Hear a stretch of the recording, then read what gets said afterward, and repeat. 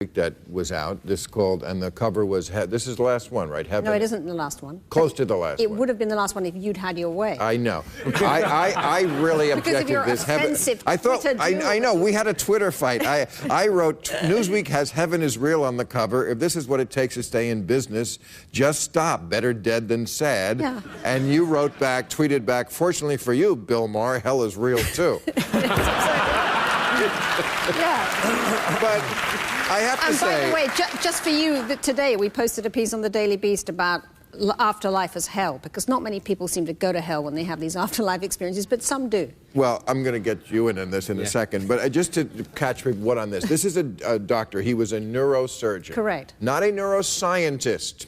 Okay, big difference. He had a meningitis-induced coma. So he was out, and he said while he was out, he had a near-death experience. Let me read some of what he said happened in his book, Heaven is Real, that you printed here. He said, I was a speck on a beautiful butterfly wing. Millions of other butterflies around us. We were flying through blooming flowers. Newspaper taxis appeared on the shore. Oh, you are a rocking horse people were eating marshmallow pies. The girl had kaleidoscope eyes. Okay, I was mixing those two. But the first part is what he said, and this is where this bothers me so much. Because Doc, please help me out. Well, look, I mean, it is ridiculous. The point is that, so you're deprived of oxygen, and what are you going to do?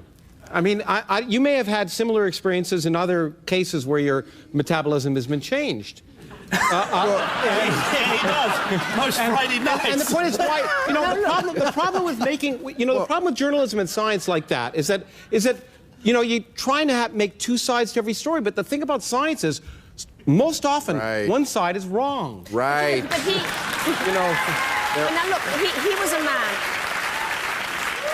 The author of this piece is the neurosurgeon. He was a man of hard science. And the whole point of this piece is, the whole point of the piece is that he, in all those CAT scans, his brain was completely dead. No. And he makes the point... That's not possible. Well, this is... I'm just telling you... That's the point. The easiest... Richard Feynman was a famous scientist, said the easiest person to fool is yourself. When something happens to you, you suddenly feel like it's significant. He used to go around to everyone and saying, you won't believe what happened to me today. You won't believe what happened to me. And people would say, what? And he'd say, absolutely nothing.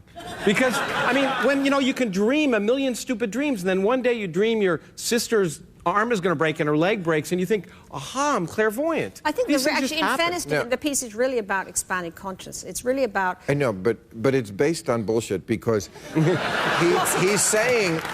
What he said was that his cerebral cortex shut down. It was completely offline. And every neuroscientist says that's brain death, which is a 100% lethal condition. Yeah, you don't come back. Probably happened is that he was put on a surgical anesthetic. DMT, they call it. Ketamine is one. I think I did that in college.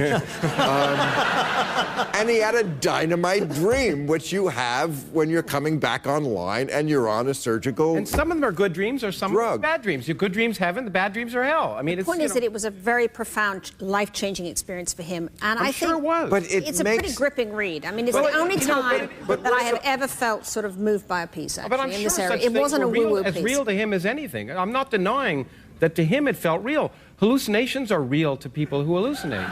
No, they really are. Well, Bill will know about that. We're trying to move away from being the anti-science country.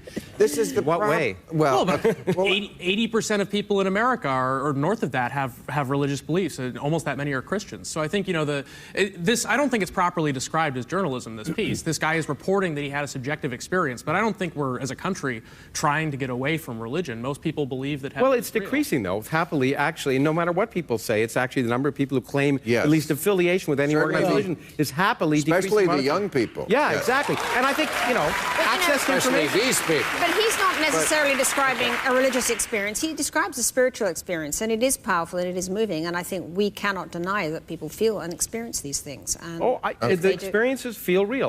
Lots of people have spiritual experiences, and that's... We should celebrate that. I have one when I look at the Hubble Space Telescope images and see galaxies that are 10 billion light years away with civilizations that are long gone. I mean, to me, people say science isn't spiritual, but to me it's more spiritual because it's actually real. Well, I feel that way about... As I'm sure... I feel that way about Richard III. I do.